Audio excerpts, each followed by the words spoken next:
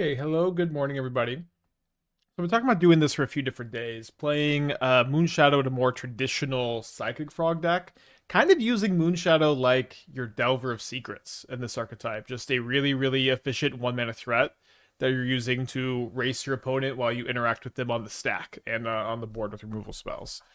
It's kind of, I mean, maybe Delver of Secrets is so out of date at this point to even talk about, but that is kind of the style you're playing. But the formula ended up becoming very similar to MH2 Is It Murktide, where you have 12 threats, 4 Moonshadow, 4 Frog. I'm playing 2 Murktide, 2 Wan, a little bit of a split there, kind of like how Is It Murktide played 4 Ragavan, 4 DRC, 4 Murktide for a really long time. Um, and then it's just counter spells, removal spells, and considers, and also the consult and cling are sort of our expressive iterations if you want to think about it that way. Although frog also draws cards, so it's not a perfect analogy. Considers a card that I think does tie the room together pretty dang well. Where of course this is a card that's really important to enable early Murktide Regents, dig for Murktide Regents, but consider surveilling can also grow your Moonshadows. I actually haven't done a permanent versus non-permanent counts. Probably should have already done that, but I think it's pretty close to. Oh, it's above. It's way above 50. Okay, so it's 38 permanents to 28 non-permanents. So I guess you're favored to hit a permanent whenever you consider here to grow the Moonshadow. Um, let's see. I will say that I just do think that Moonshadow is um has been such a good card. I think it's going to play really really well in this archetype. I think it's going to be able to kill really fast while you back it up with counter magic. I think it's going to fill this role really really dang well. Um, Moonshadow's been a very very good aggro card, mid range card, and I think that this is a mid range deck. I've always felt like these Murktide style Temple decks are it's just a different style of mid range, and a lot of ways these builds really like to be aggressive in a way that you really couldn't have built the Dimir deck to be very aggressive previously. Like a lot of times, like Dimir, a lot of times will play like some number of Tamio, which is a good grindy card, but is not a very aggressive card. And a lot of times you need to be more aggressive than Tamio allows you to be. Bowmaster is also maybe what card people might ask about. Bowmaster has been, I think, not super good in some of the recent builds I've played it in, which is why we're not choosing to include it. But I'm really liking how low to the ground this build is and how all of your threats are able to put pressure on your opponent and not just kind of sit around like Bowmaster and Tamio. Um, any math behind two Street Wraith? Not math exactly, but we'll talk about the two Street Wraiths. I think I want some number of Street Wraiths for the Moonshadows. They're also not bad with the Murktide, right? Because they fill up the graveyard. Kind of, I guess, also not bad with Frog because they fill up the yard to fly. I really just don't want to draw two copies very often. I think in this deck compared to other decks that have more life gain or have like Death Shadow, Street Wraith just has a much bigger downside losing that 2 life, especially with how prominent Boros has been. There have been several times we've played Moonshadow decks and we've had 2 or 3 Street Wraiths, and being down 4 or 6 life is a pretty big problem. And so you're almost happy to draw that first one always. A lot of times you're not going to be happy to draw two, so let's just play 2 copies. But I think I'm just pretty interested in Murktide at the moment. New Lightning with the 9 months. Thank you. Welcome back. Of course, the other answer is Moonshadow is very versatile, very good, and goes in a lot of strategies. Yeah, we did talk about Bowmaster. I have not felt like Bowmaster has been good in several of my recent builds with it. I think it's not very good against Affinity anymore. It's not very good against Tron. It's not very good against Storm. It's not the worst against Storm either. It's like Boros is like it's not good against prowess. It's okay against prowess, and it's like okay against Boros, and it's okay against Blink, but it just is not like a super good tool in any matchup that um I've played it in lately. And so I don't know. It's just getting benched because it hasn't been performing. So we get to push the Ral.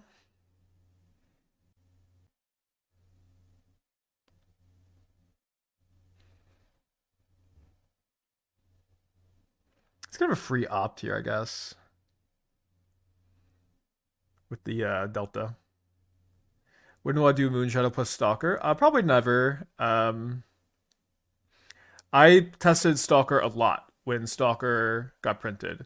I do think Stalker is a little bit playable, which that might sound like it's contradicting my "I will not play it" statement, right? But the reality is that there are, I think, four better black one mana creatures in Modern than Stacklight Stalker: Cecil, Nethergoyf, Moonshadow, and Death Shadow. Why did they play their land first here? They landed another Reckless Impulse. Um, and when there are four better one mana black creatures in a format, and they're all kind of doing pretty much the same thing, it's very, very difficult to think that Stalker will ever make the cut. Okay, I just shuffled this away and it's back. Um, I think if I had drawn the fourth land, maybe I would have kept the consult. Let's just maybe look for the fourth land. We don't find it. I guess we're going to take the Moonshadow, although we've done a lot of our Moonshadow enabling already. Maybe I want to play a Frog. Maybe I want to play a Frog and a Moonshadow. Maybe I want to play a Frog, hold up Fatal Push. Maybe I want to play Moonshadow, hold up Counterspell. Cecil being good is such a mystery. Card looks so bad. I guess I don't know what to tell you. We've played a lot of it. It's been pretty consistent. I mean, to some extent, I kind of think that people put too much weight on one mana creatures in general. At the end of the day, they're one mana creatures that get 1 for one mana removal, even trades. Cecil's a one drop that lines up well against Boros, becoming a 4/4, giving lifelink is really nice. The 2/3 initially against Ragavan is really nice. There's just a lot to like about. Cecil. Cecil good with Street Wraith, good with Thoughtseize cards that you play in these Moonshadow Nethergoyf builds a lot. I don't know what to tell you.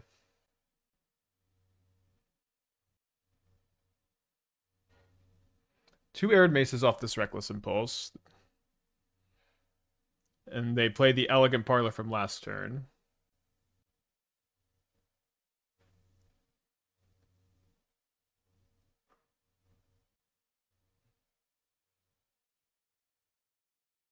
Weird game. Let's see what we draw off the Frog. I don't think I want to be discarding anything quite yet. Alright, then I think I'm going to play Moonshadow. Potentially going to be like discarding both Murktides to grow the Moonshadow. The Timber was picked up Dosunimo. Optimistic, we really need a point guard. Yeah, I agree with that y'all need the point guard. Do I counterspell Artist Talent? I think yes. Maybe not. Well, we've done it. I like the Timberwolves. I hope you'll do well this year. I'm definitely. I really today. I'll be devastated if we find out that Najee Marshall or Max Christie has been traded. I've made my peace with everything else. I think that could happen. So they ritual and then they hit a Row, and then they play the Row, and then they have already played their land, so we get to Fatal Push it. Oh, I guess easy turn. Yeah, probably we'll just discard both Murktides. I don't think we're gonna have time to tap out, and this is basically extra 2 damage for each one.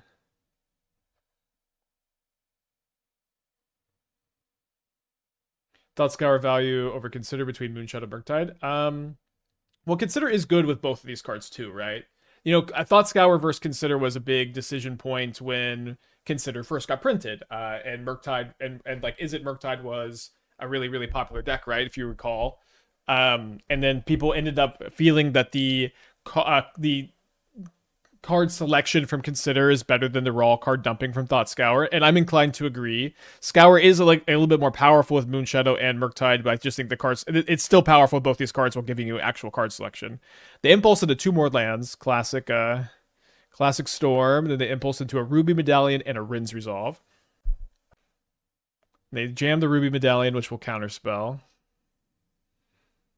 And then we're going to try to kill them with these Considers, I think. So this is 2 extra counters with the Moonshadow. Not able to surveil a permanent in the yard, but we do draw a permanent for the Frog. Here we do surveil a permanent in the yard, but we don't draw a permanent, we can discard these 2. So if we discard these 2, my Frog is going to become 5 power, my Moonshadow is going to become 6 power. That looks like exactly 11.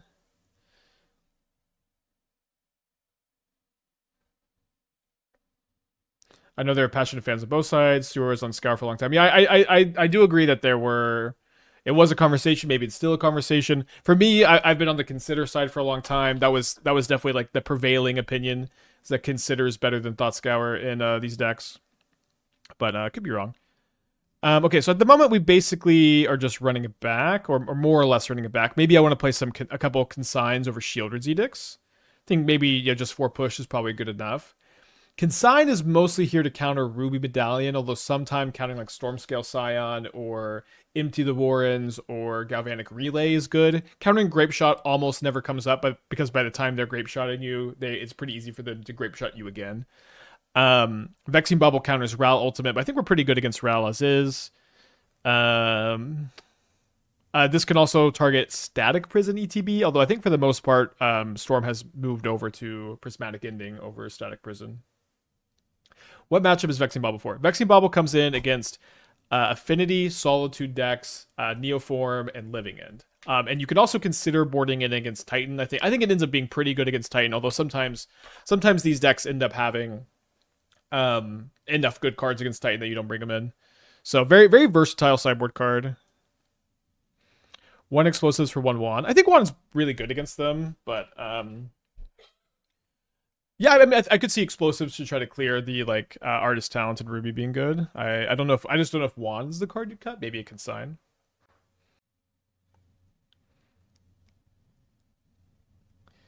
I'm gonna lead on the Watery Grave so that I can play Moonshadow with fetch land up next turn while having Snare and push up.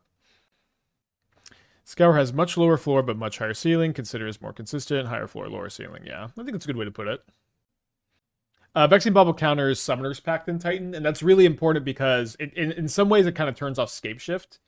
Well, it doesn't turn it off, but it makes Scape Shift a good bit worse because a lot of, if you go, usually four lands, Scape Shift, and Spelunking or Amulet is lethal, but it's lethal because they can transmute Teleria West for Summoner's Pact. And when you turn that off, it's really nice, although they can besage you it, but it's also just a 1 mana card that cycles, and so I think just 1 mana, you can't Summoner's Pact, and some of your loops are worse is fine.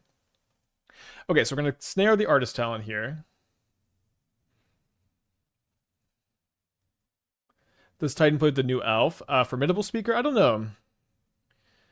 I do think I'm going to play the Psychic Frog here. I think it's really good to get Psychic Frog and play against Storm, because you get to draw a bunch of counter spells against them and pressure them. If they can kill me on turn 3 with no current board state, good for them. But it's not very easy for them to do that. That's true. Scour did get a little bit better with Surveil lands getting printed. They graveyard a Ruby Medallion, so they almost definitely have another copy. Here, oh, it's Ral. Okay, great. So let me, I think, swamp Fatal Push around. We can swamp Moonshadow, keep these fetch lands for the Moonshadow next turn. Have I seen the new Living In deck playing Speaker? Yeah, we've played against it a couple times. I was kind of the opinion Speaker isn't optimal because it's kind of slow telegraphs, but maybe that's just wrong because I do think that I think that people are sticking with it. I'll say when like new cards get printed for an archetype like Living End, I'm always gonna try to give a swing at it. I'm gonna try to innovate on the new cards that are getting printed. I'm gonna try to find if there's a cool angle people aren't trying. But typically when something like when Living End or Titan or I don't know another example, but decks like this, like there are just like a lot of really smart people who dedicate all their time in Modern to playing these decks, and so.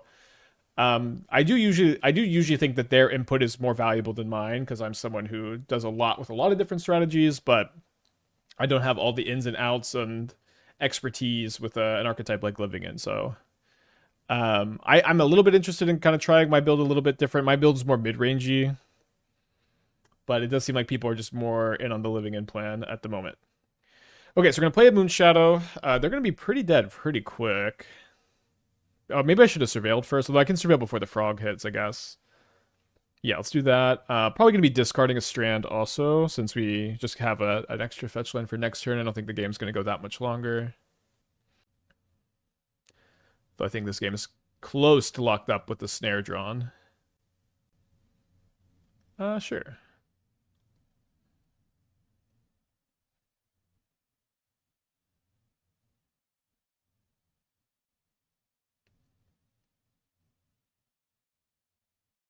So they got 4 cards in their hand. They start with the ritual. Let's go and let that resolve. Maybe a little bit scared of Stormscale Scion. Another ritual. So if they play this, they'll Stormscale Scion. Or if they have Stormscale Scion, they're going to have 3 6/6s. I can make a frog bigger than 6/6. Maybe a Moonshadow also.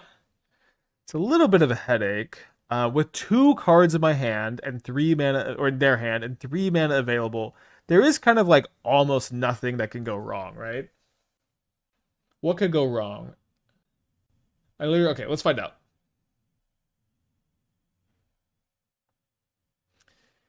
Sizz with the 2 months. Welcome back. Glad you're liking the stream. Glad you're liking your afternoons are more fun. What time zone gets to watch in the afternoon? Okay, grape shot. We need to board in all of our consigns. So this is 4 damage on the frog. So I could discard both of these. Have 5 toughness here.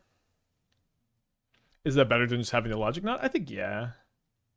London, cool. I really liked London when Esther and I visited. We often reference Piccadilly Lane, a real place, apparently.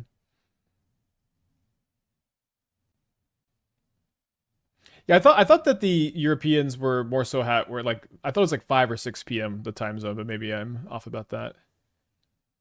Right? Not the worst draw. Especially when they only have 2 cards in their hand after they draw them.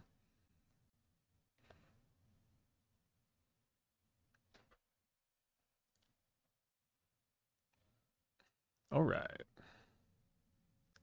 Mori the Collector revealed.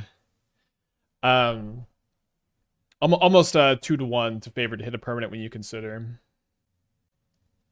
All right, so we see my top card. Let's I guess there's not a lot of reason to draw that right this second because it was drawn off the bauble. 24 didn't count the consults. Okay, so you're right. Still, not a bad ratio.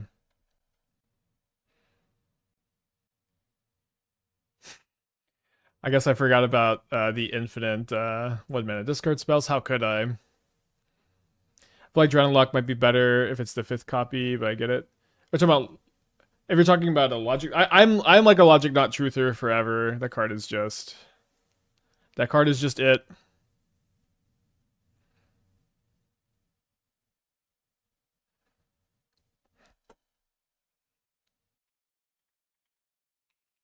Listen, you reveal a Mori, you can get some info. Street Wraith is only for Moonshadow purposes. It's not bad with Murktide either. Not bad with Frog either. But yeah, mostly just for Moonshadow. Just playing 2 copies. So you get another basic swamp. I really like the Phyrexian swamp here. A Resentful Revelation. I think Drown is okay. Drown's worse when you're not playing... Drown's worse when you're not playing Thoughtseize usually. I haven't felt like really it's been a very good card for a while either. But it is okay. Okay, that's a nice one.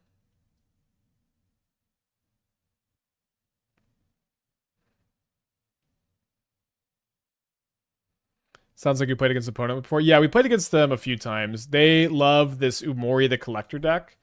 Resentful Revelation's very good because you get to Cabal Coffers for the flashback. And okay, that's gonna brick. We lost to them recently in the challenge. They drew so well, but yeah, they're cool. I think that I love when Modern is kind of about this, where I'm Umori the Collector Coffers. That's me, Watery Umori Collector Coffers Master. Nice to meet ya. You know, I don't know. I just think it's fun. So I'm gonna make sure I don't draw the Undercity Sewers, but still get the trigger on the stack. And then I think I'll just main phase a Cling, see if I find a Moonshadow. Don't find a Moonshadow. Should be relatively safe. Well, we're probably going to discard yeah, let's even just discard 2 here. Maybe a little bit awkward if I draw a Moonshadow now, but it's okay. Okay, so that can be good against the Profane Tutor that's popping off next turn. The pushes are dead, right? Umori the Collector. I guess I should have kept a fetch land because of that. But so they got a Coffers. Umori in the hand. All right, the second push is always dead.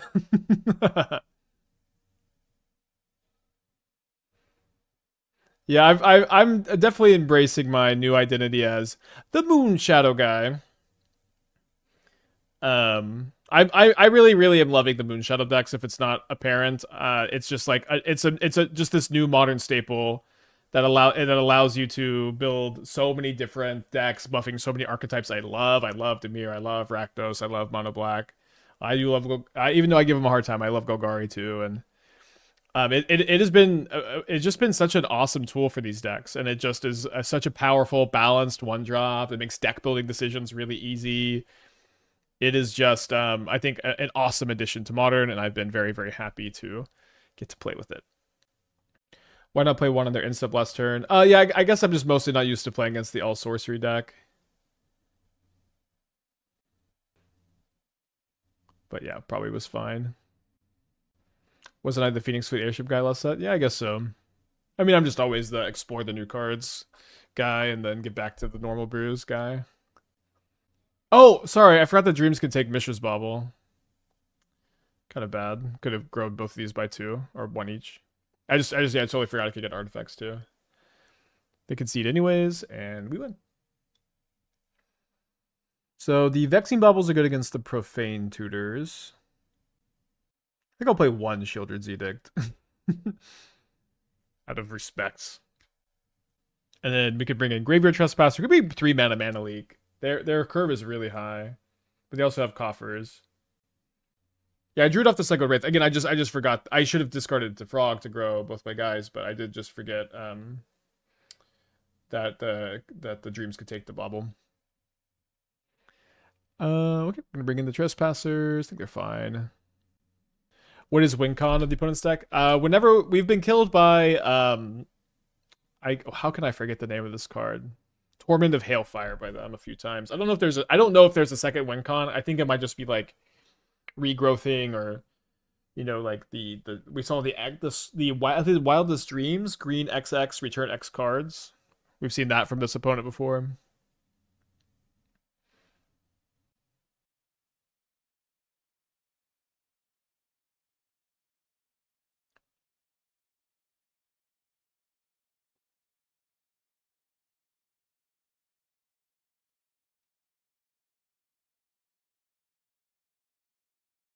Spike isn't Thoughts is a good addition. I really like the card on a diverse meta we're now.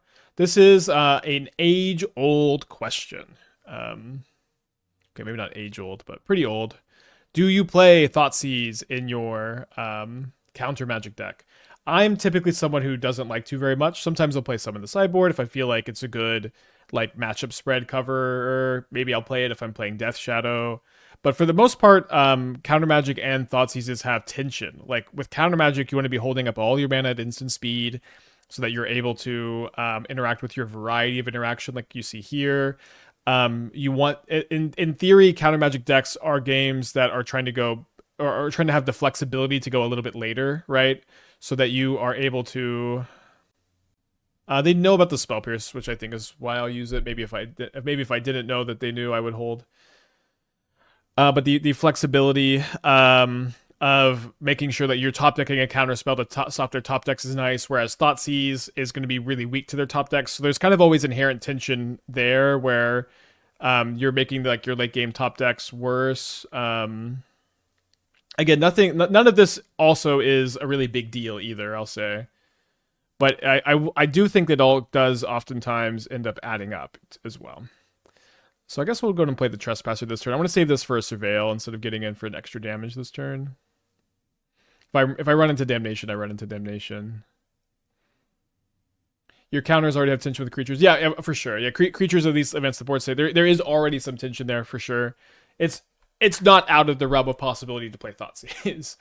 But I do just kind of there is that built-in tension there. So it is a more complicated conversation than, hey, why don't we play Thoughtseize here?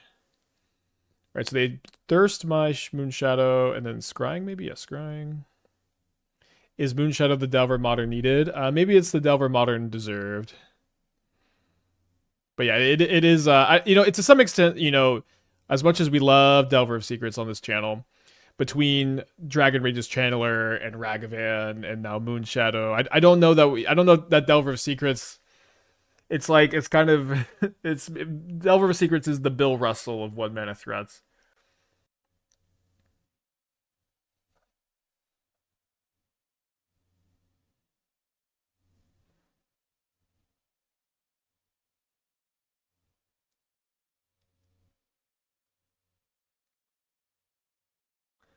All right, so I can do 6 damage this turn. Instead, let's surveil, see if we can surveil into something for the frog. Or counter spell for the frog, right?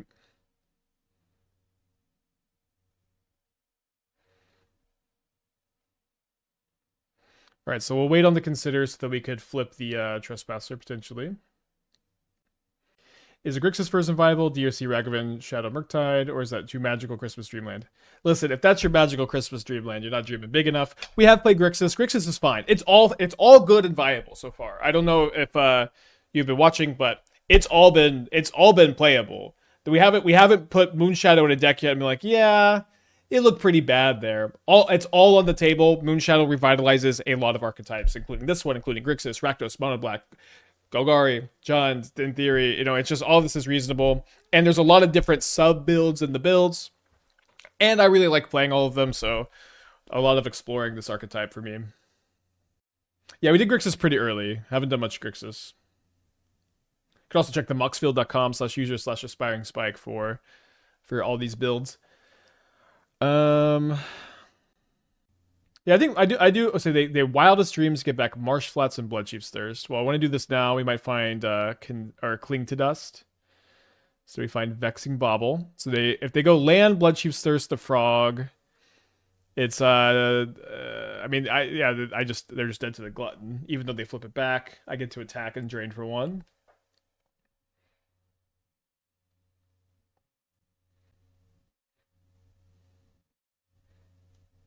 It hasn't revitalized creativity. Okay, on the topic of creativity, I was testing Famished Worldsire, Meek Attack, Valakut creativity yesterday. That did not work very well. I did win a couple matches, but it did not seem like a good build of the archetype. So I usually don't love the solution of, let's play Leyline of the Guild Pack because their mana sucks. Because Leyline's just not a very consistent enabler. Dwarven without fetch lands. No, so we would be not a creativity build of the deck, but then that kind of sucks. So it's tough. It's very tough. But I think the big problem is you have to play a bunch of fetch lands, and then Famished Worldsire just never triggers Valakut. We have 2 Street Wraiths in this deck. They're both in our opening hand. Let's keep. All right. Functional hand. So I also don't know if I want to play the Swamp. The Swamp is mostly in the deck because of Blood Moon at the moment. In theory, we could also play Harbinger of the Tides in the sideboard, but I think that we already have a pretty good Titan matchup, and I didn't want to waste sideboard slots. If I felt like the Titan matchup was already pretty good. I did not have Scapeshift in the build. Again, I don't feel like we need to talk about the build too much because it wasn't all that good, I guess, but. I'm going to work on it a little bit more this weekend, but it's just looking like there's some big structural problems. So they get a Hedge Maze, they graveyard Curator of Mysteries. They're up against the Living End. These 2 Street Wraiths that were in my opening hand that looked a little bit awkward now look like they were awesome.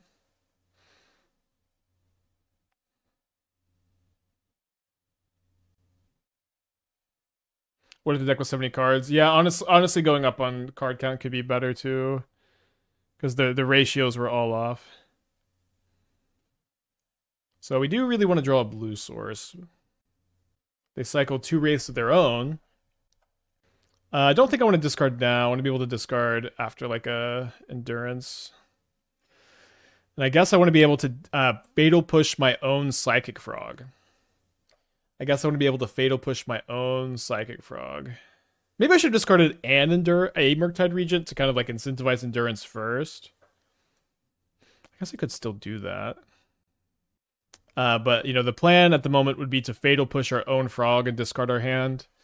in face of a Living In this turn. Although their yard is pretty stacked. It's unclear if that would be good enough, but Frog plus double Murktide is pretty good. With this random ass pause of the instep, that doesn't make any sense. I guess I'll put the hand hider up, but maybe it's too late. The endurance end of turn here. Pitching a Shardless Agent. There's like literally no reason to do this, right? What am I missing? Like, why not just see what you draw? What are you playing around by not just seeing what you draw first? You might not have to pitch Shardless Agent. Am I missing something? I don't know. They are F6. Maybe they're just messing up. Kind of looks like they're just messing up. Okay. Fair enough. The endurance themselves. Maybe I was supposed to discard and then endurance. As we cast Consult.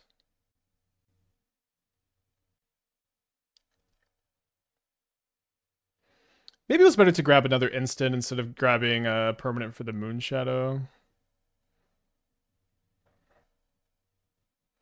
Sorry, I should probably have thought this board out a little bit more. But we're just gonna always do this, I think. So my Murktides are 7 power each. If I attack with both, they only have to block one of them. If I attack with all 3, they do have the turtle for a free block here. They also have, obviously, a big swing on the back, but I block here. I think, unfortunately, this is a math for blocker situation. But yeah, so I should have definitely discarded one more instant or sorcery because now they just have a double block with endurance, and I mean they could double block and kill one anyways. Why did we discard the push before Living In? I didn't. I fatal pushed my own frog. Playing around subtlety. Playing around subtlety isn't happening. I can subtlety on their turn and my turn. So I think they just messed up. All right. I think I'm alive. We'll see. I can block here. Take 10. Yeah, I'm alive. Maybe they just have a third Shardless Agent. Yeah, it looks like they're just gonna Living End again. If they just block one, I lose. I don't think I did. Maybe. Oh, it looks like I did. They could have just left the turtle back. Yeah, they just have another agent, third agent in the top 17. And I don't blame them for blocking poorly because this is just kind of easy lethal here. Got a lot of sideboard cards despite not playing that. We also didn't play that game very well. I do think I want to leave in a couple edicts. I'm gonna trim a Bauble when I bring in the Vexing Baubles, maybe two. Don't usually like Graveyard Trespasser very much. I guess I'll trim another Bauble with the Vexing Baubles. Vexing Bauble, probably the best sideboard card against Living Ends.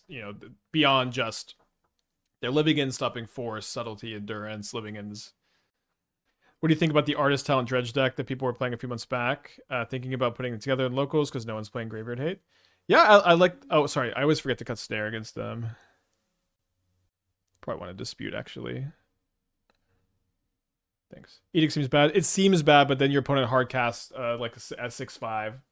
And you're like, oh, I really need this. I always forget to cut Snare. Because a lot about Living In is just casting 4 to like 6 mana cards. Yeah, I think Arclight's Talent Dredge deck is good. We were spending a lot of time working on it, and I do think it's underrated. It probably would be relatively well positioned right now. There's like most of the Graveyard Hate is single use too, which is kind of what you want when you're playing that kind of deck. So they cycle 2 Wraiths end of turn.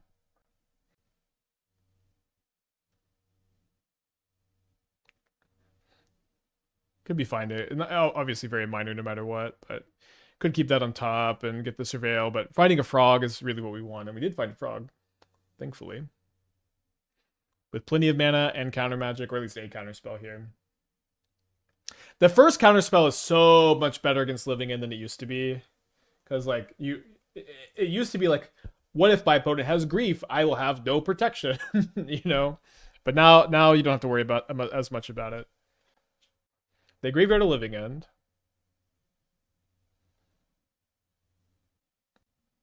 Is Mistrise stock in living end? I think so. Yeah, I feel like I almost always see it. That probably means it's stock.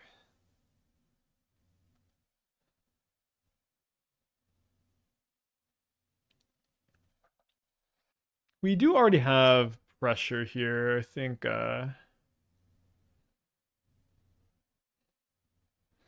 I'll just let that go. Probably have time for that. Crispy with the 42. Welcome back. What if they have Deceit? The thing if they have Deceit is they have to spend mana for it, and so it's just like that buys you the turn to dig for more counter magic.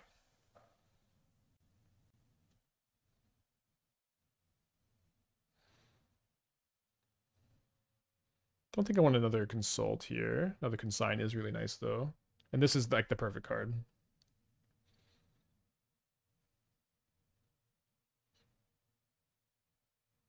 Said everyone about Murktide all the time.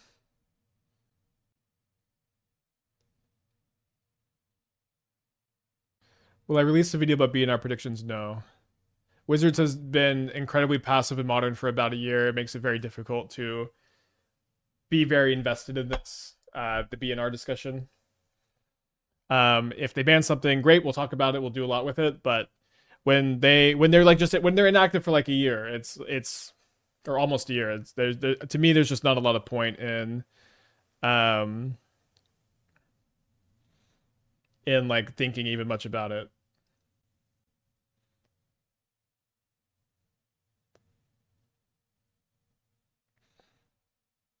All right, going to game 3. Should be a good matchup. How was Moonshadow? My first 2 matches. Good. I think it's good in the deck. Wasn't a huge part of the games. So we've been playing against all combo decks too. Would you want anything on bad? Yeah, there's a lot of stuff I want to happen. There's a lot of stuff I think would be good. I don't want to talk about it. I'm tired of talking about it. You know, and please don't ask me anymore. Because I can't help myself sometimes, but I just want to enjoy the format we have and not long for a perfect format right now. I would be really surprised if they do nothing. I mean, I've said that I'd be surprised if they did nothing like 2 or 3 ban announcements now, and they've done nothing, and it's okay. Let them keep doing nothing.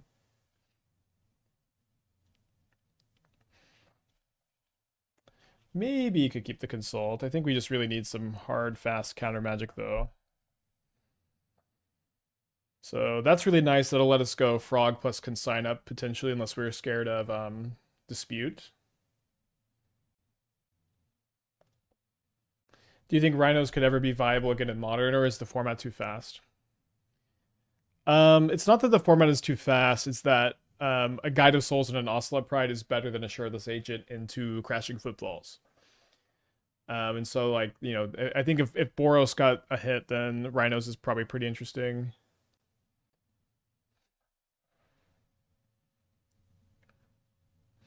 We already have our threat. We just need more pressure, I think, or more interaction. Also, getting a creature in the yard is not the worst. They have endurance. So maybe I don't play scared around Shardless Agent plus Dispute if they're going to be committing to the board like this. Although now I can play Vexing Bauble and Psychic Frog pretty safely.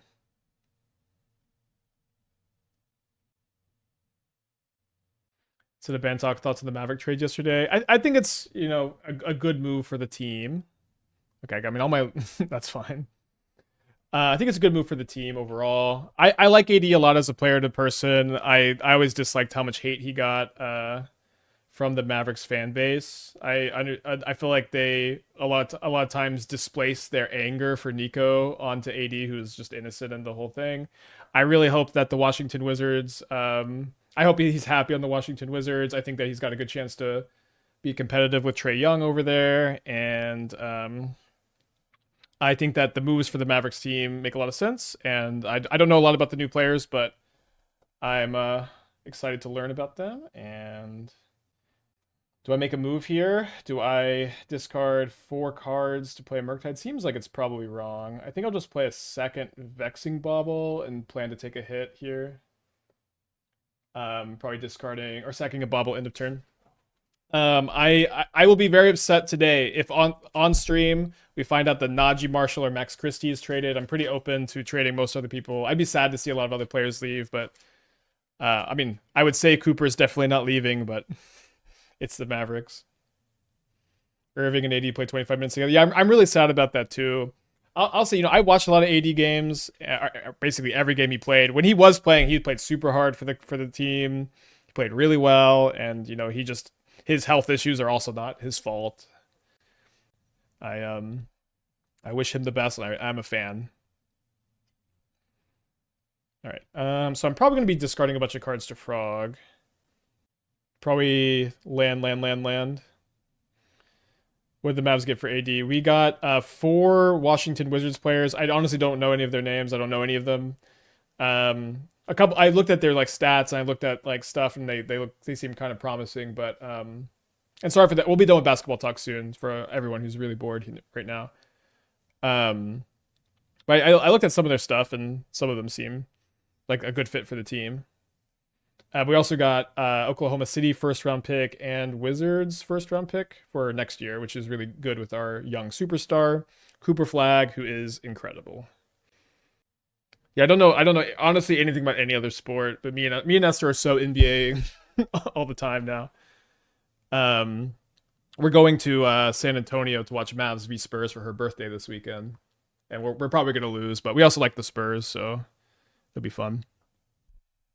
Interesting that they sank after the Murktide got cast. Yeah, I don't know about the Harbinger. It feels weird. So they say no to a Mistrise Village just by missing a bunch of land drops. Then they cycle a Curator. Maybe that means they found another piece of counter magic that they need. Maybe I'm supposed to sack the Vexing Bauble. I just have Consign to Memory up.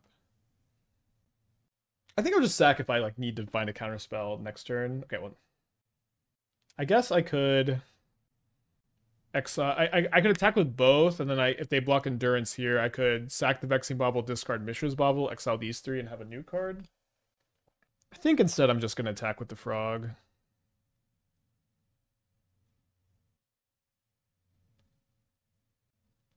Spurs absolutely dominate Thunder is crazy. Well, the Thunder weren't playing any of their starters last night. I don't exactly know why. I didn't get that far in the broadcast, but... Sorry, no more. Okay, enough basketball talk though. I know. That's not what people are here for. Thank you for indulging me. I feel like the happy hob with soccer talk a little bit. All right, so they got a Shardless Agent on top, which we have the Consign to Memory to stop. For Luka, yeah, at this you shouldn't think of the AD trade as what you're getting for Luka. The Luka trade was the worst trade in history, but it's just I think you just have to think about what you're getting for injury prone AD. Instead of thinking about what you're getting for Luka, because it's not the Luka trade anymore. It's the AD trade. I think for the team it was a good move. Okay, we are 3-0. No more basketball talk. For 30 minutes at least, we are 3-0 with Murktide Regent. Deck is looking awesome. Let's get a trophy prediction going. Possibly this will be the deck we play tomorrow in the challenge instead of the Shadow deck. Finished Name of the Wind and 150 pages into Wise Man's Fear. So I got turn 1 Monkey against my Fatal Pushless hand, unfortunately. Although I'm pretty excited to play against Bloodcrypt Ragavan. What was the reason for not putting Goy for Bowmaster? So Bowmaster has been benched because it hasn't been good for me when I've been playing it, is the short answer. Nethergoyf was a card I really wanted to play. Good question on Nethergoyf. Then I realized that the deck only has artifact, instant, creature, land, and I didn't feel like I wanted to really warp that by trying to shoehorn some sorceries and/or they had to consider. I didn't want to shoehorn some sorceries and/or enchantments into the deck, kindred cards. There's almost no cards, maybe actual 0 cards. It's probably an okay Spell Pierce target here. Weirdly enough. Like I like that it puts an extra instant in the yard for the Murktide. It's basically a 1-for-1 or 1-for-0 because they got it off the Ragavan. But it seems unlikely I'm gonna get to use the Spell Pierce on something else this turn. Yeah, if they sack the treasure token and the Blood Crypt, I think that's gonna be fine too. So yeah, so that's why no Nether Goyf. I really wanted to play both Goyf and Moonshadow. Then it just does seem like the case that Murktide Regent and Wan Shi Tong are going to be better options. So up against Grixis. Hey, Fatal Push, you are late to work. We're still going to play the Frog here, I think. Is Moonshadow going to be a thing in Modern going forward, or is it just new set hype? I mean, it kind of depends on the player base at whole. I'm currently very Moonshadow brained. I think Moonshadow has been consistently great for us over every single deck we've played it in. Oh, they're domains, they're not Grixis. It's been consistently great in every deck we've played it in. At the moment, I don't think we really have any reason to fear that that Moonshadow is just hype. It's possible that the archetypes Moonshadow go into don't end up having long-term staying power. Moonshadow itself in these archetypes does. So they got a Scion. We do have some main deck edicts. I think I just need to play another Frog.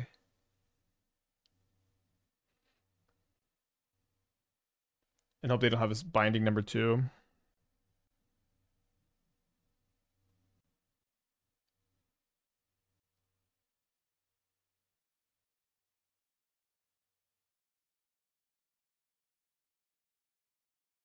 So 4 cards in their hand. They fetch a basic plains first. Maybe gonna play a Flage. Maybe a Leyline. So Leyline is kind of funny on this board because the Frog kind of still wins combat here. Unfortunately, they have a creature to sack to the Edict. So they must have Lightning Bolt. How could you even think about attacking here without Lightning Bolt in your hand? I don't know. I don't know the answer to that question. I still do not draw a land. Could be good to just hold mana up here. They can't really attack, and I can counterspell if they play a good threat, and I can edict away the Ragavan if they don't. Could be good to attack and take 6. Could be good to attack, discard a bunch of cards, play a Murktide. I think that's the line I'm going to take, is kind of just go in on this Murktide Regent here and try to force them into a chump block situation.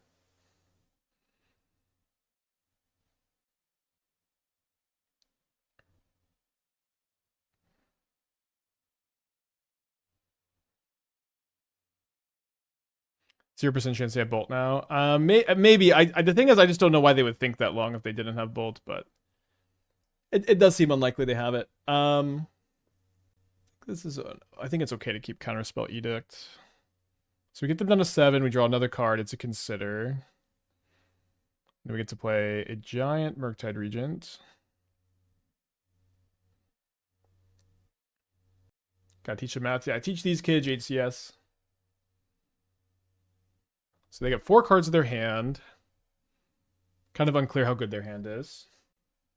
Let me know what you would have done this turn. I feel like with how much I'm stumbling on mana, this is probably just the move. It's kind of nice to have exactly 3 instants for sorceries too. So what does attack with Scion and Ragavan mean? 2 lightning bolts? I can beat 2 lightning bolts.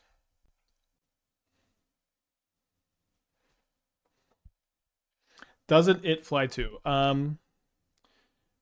Scion flies, yeah. They hit a Moonshadow. We're dead. How many lands? 18. 18 for Consider, 4 Bauble, 2 Street Wraith. I think are important to note too. They basically never play Flames. I can also beat Flames though. I can make this 3 points of power bigger by discarding my whole hand and exiling the whole hand. They play the Moonshadow. They do have a Flage. Right now this is 4 damage on it. Maybe they have double Flage? It kind of makes some sense. They just target me though. So down to 16. My Moonshadow grows Flage. A new synergy found. Moonshadow's been good, although it hasn't been like a super big part of the exact games we played today. It's been pretty good though. Oh, they're playing Kroxa?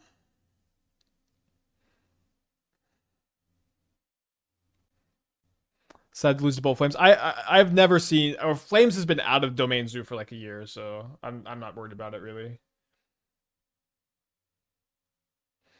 Mardu and Moonshadow. So people keep asking about their favorite color combinations with Moonshadow.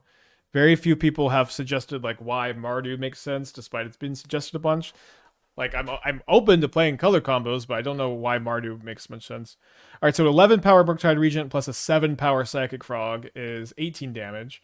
Alternatively, I can discard just Edict and Frog, have a 6 power Frog and a 10 power Murktide Regent. 6 plus 10, pretty easy math. And math that lets me hold up a counterspell. Not that counterspell seems like it will be very relevant. I can't imagine my opponent has Leyline Binding, but it seems usually correct to hold up the counterspell.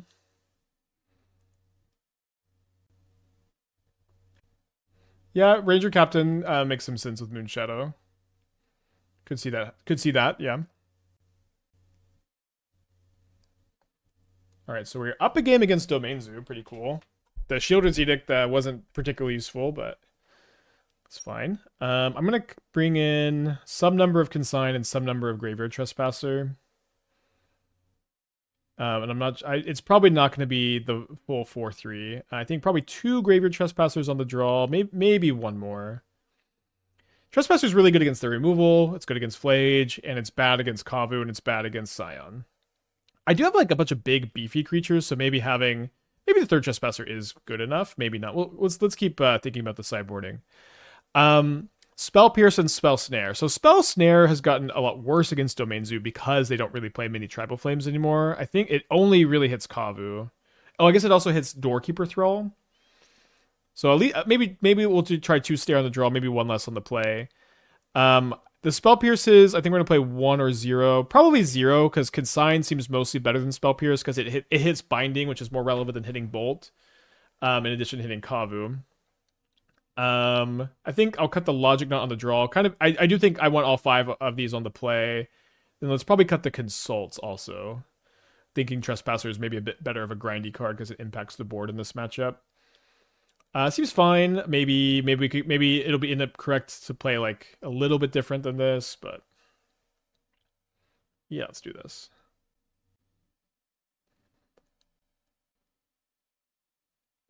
Yeah, really glad we obviously really glad we chose to go for the Murktide line instead of holding up Counterspell. So don't love seeing Leyline, where now I really wanted to. Maybe I'm still playing the Moonshadow. How can I not play Moonshadow here? I literally get Moonshadow around Bolt. I know that I've got Consign in my hand for Scion, but I legit think it's just too hard to not play the the Moonshadow here. I really hope they bolt. So badly I want them to bolt.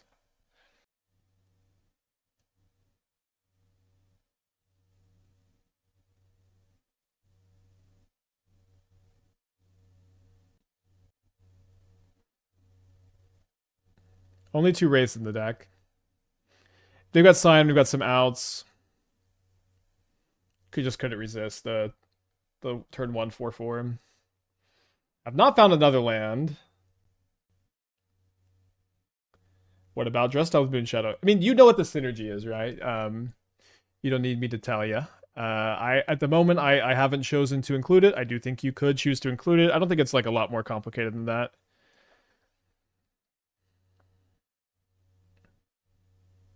I guess I get Watery Grave. Pretty painful though. I think that Dress Down Moonshadow is a really nice synergy if Dress Down's really good in the metagame. And I don't think it is really good in the metagame. It's not awful, but if it can become better.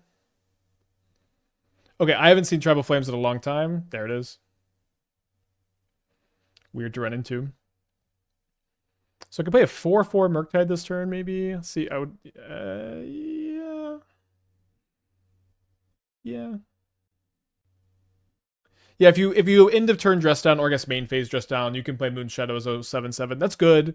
Moonshadow doesn't really need the help to be good. It does make it better.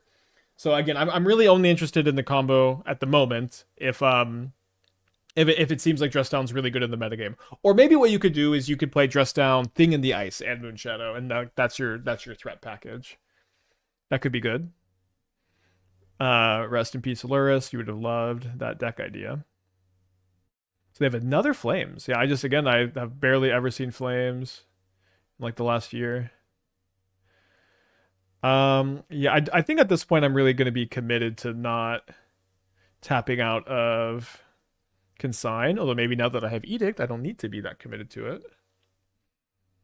Still, I think like being able to consign a binding is really important, like after I play my threat. If they surveil a Flage in the yard, it's a little awkward. They flame me twice and I'm at 10. That's true. It's kind of funny. They're hasted something.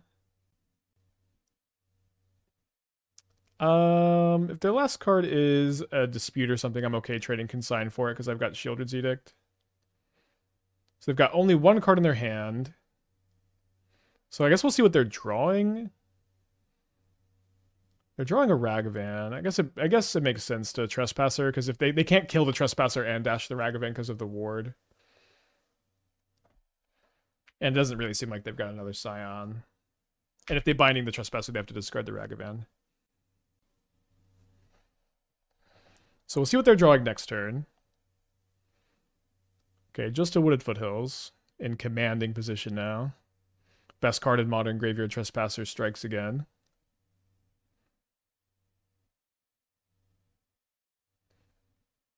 If they just flip the Trespasser, they're dead on board. They play the Wooded Foothills. They are out of Surveil lands, I guess, and we flip the Trespasser and we attack for lethal. Trigger on the stack. Counterspell in hand. Looks like we're going to be 4-0 in our first league of the day.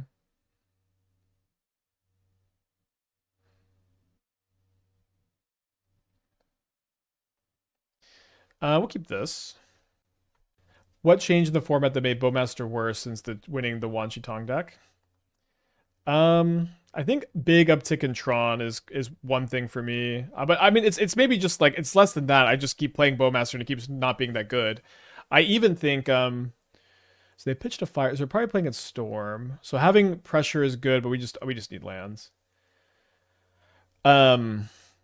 We did beat Storm earlier. It's a good matchup. But Bowmaster's just not been very good for me in general. It's like pretty good against Boros, and it's like pretty good against Jeskai, and it isn't really very good in any other matchup. I don't know that it is very good in any matchup, but it's pretty good against those two. And I have been playing it a good bit, and I just haven't been liking it that much, so it's benched. Maybe it'll get back off the bench at some point. Okay, thankfully not a Ruby. They hit a Valakut Awakening and a Pyretic Ritual there. We do find second land after double Bauble. So they can't play that as a land. They didn't have a Ruby last turn. Seems like I can afford to play the Moonshadow this turn, and of course I want to, so I can get some pressure on them while I hold up counter magic.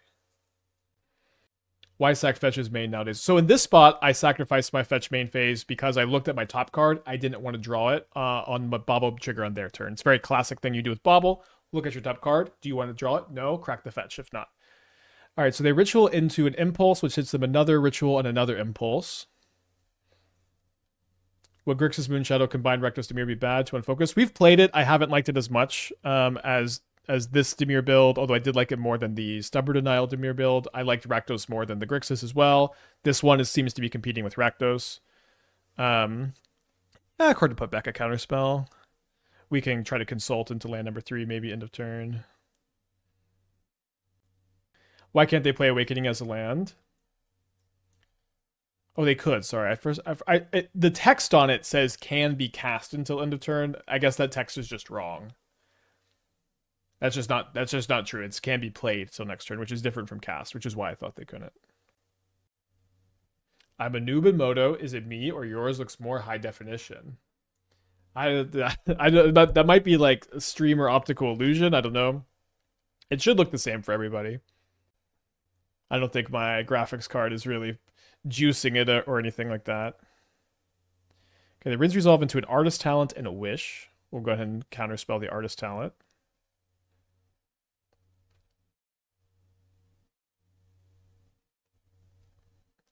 Still stuck on 2 lands. They did miss a land drop last turn.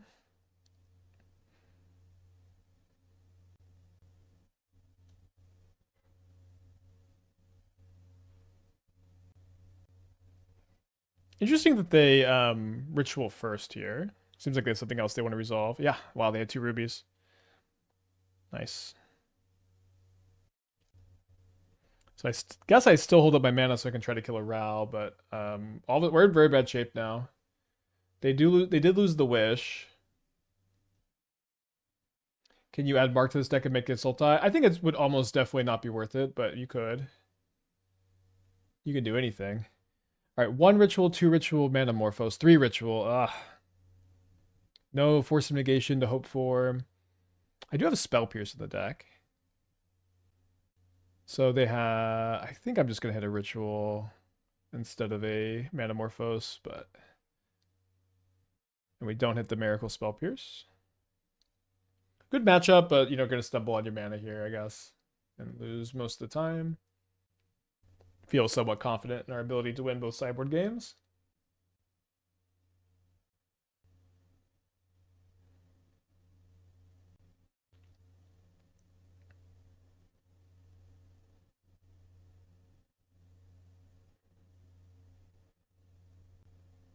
It's like being a 2-color mana base. It is really valuable. People kind of don't act like it is. Surveillance make the case a big deal, but Botcher's Mark was fine. It just isn't worth splashing as a 1-drop, especially so far in our testing.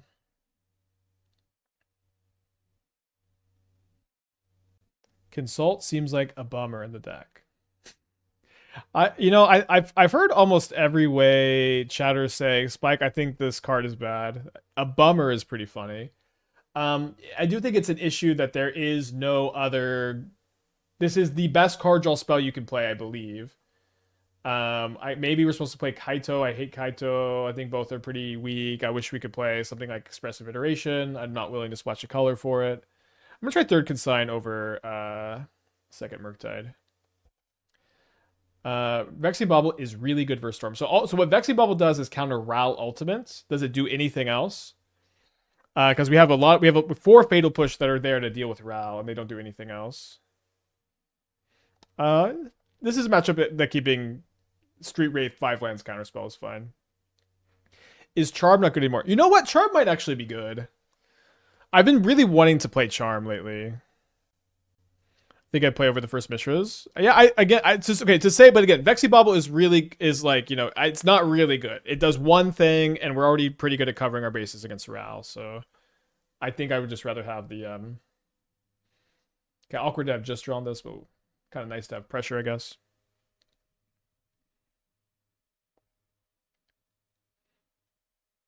Yeah, Archmage's Charm seems like it could be fine. I've always been a, maybe overly optimistic about that card, but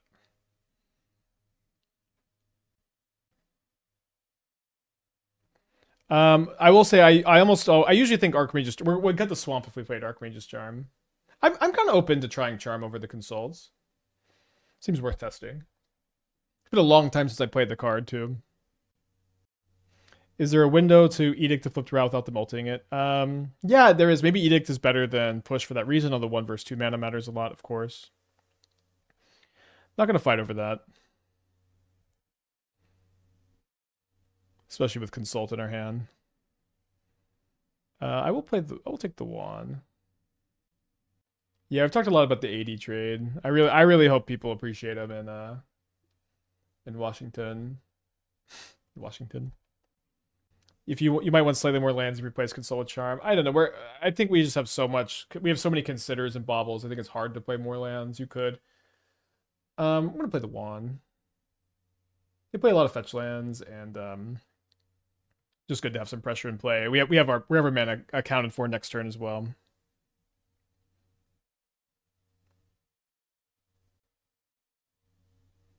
Indulgence seems decent.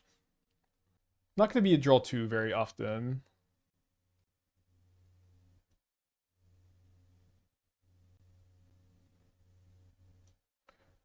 Oh, cast Counterspell. Seems like they're baiting me to do the same.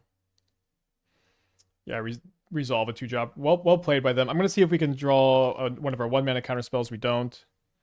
They've got 3 cards in their hand, Artist Talent in play. Probably just want to be able to kick a Consult into a 1-mana counterspell. There is a very good chance, though, that my opponent just spends their turn leveling up Artist Talent and passing since they missed their land, which will give us the window to kick Consult. Hopefully finding 2 pieces of counter magic. Counterspell, Cling to Dust is not quite 2 pieces of counter magic. If you're doing the math there. So look at our top card. It's a Fatal Push. We could keep that. I'm going to go ahead and shuffle. Want to have the untapped Watery Grave so I can consider into another copy of Counterspell.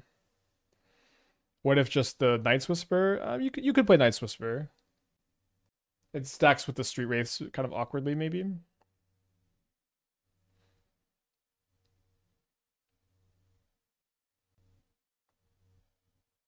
They choose not to discard a card here, which is a little bit scary.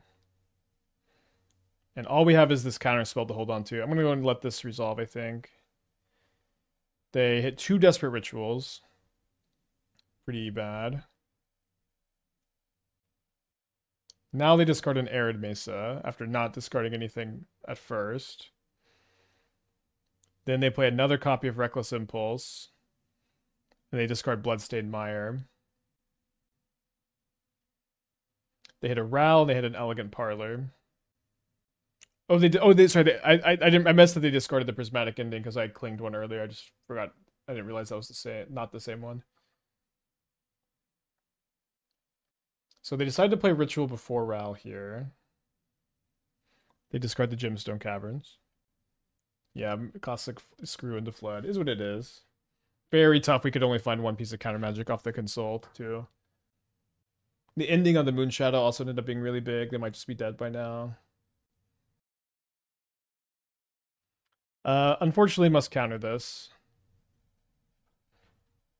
Mandatory. So maybe punish for losing the push. Sorry, I shouldn't be F6, though. Am I playing any copies of Glyn Longer's Response? I'm not. I don't even know what that card does. I'll take a read, though. They discard a Ral. So they discarded a must counter. Bad news. Although maybe their other card is just a land. Glyn Longer's Answer is a card. Oh yeah, this one, the Consign. I'm not playing any. I think I would just rather have Break the Ice right now. They make white mana, so maybe they have Prismatic Ending. All right. Well, tough to lose a Storm. Good matchup. Beat it earlier. Screw in the Flood will do that. 4-1, our first league with the deck. Thought we had a very good chance of getting there. Magic Online crashing, can't compute, losing the matchup.